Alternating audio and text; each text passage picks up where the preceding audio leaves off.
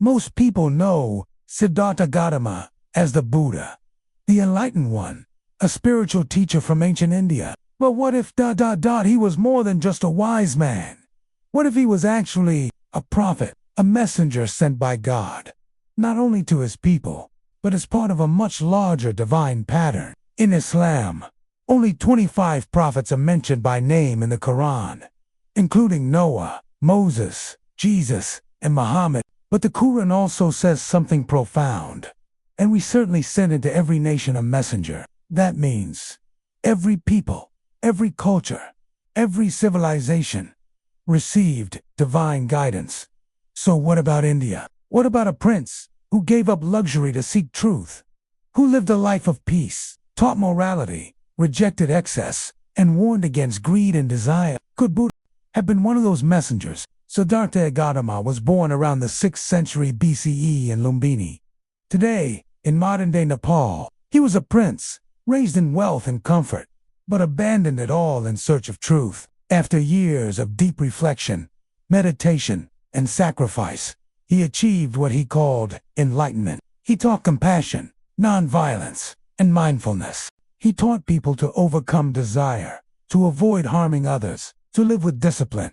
He never claimed to be a god. In fact, his earliest teachings were less of a religion and more of a moral and spiritual path.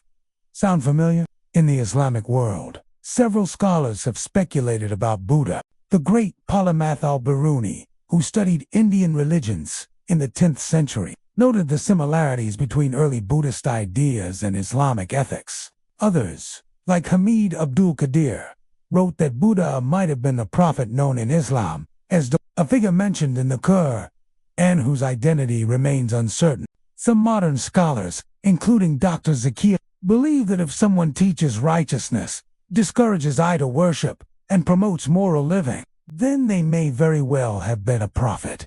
Even if we no longer have the original scripture they brought, and the Quran supports this idea.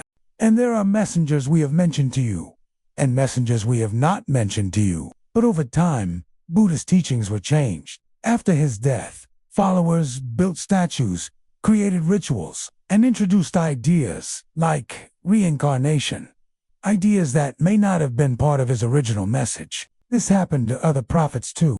Jesus, in Islamic belief, was a prophet who taught the oneness of God. But centuries later, his message was transformed into doctrines he never taught, like the Trinity. So, if Buddha was a prophet, then perhaps what survives today is a fragment of something greater, a reminder that truth can echo through history, even when the world forgets where it began. Islam doesn't demand that we accept or reject every historical figure, but it does teach us to respect the idea that God has spoken to every nation in their own language, through their own messengers, and maybe, just maybe, Siddhartha Gautama was one of them. A man of peace, a bringer of light, a forgotten prophet of the East. Truth may wear many names, but it always leads to the one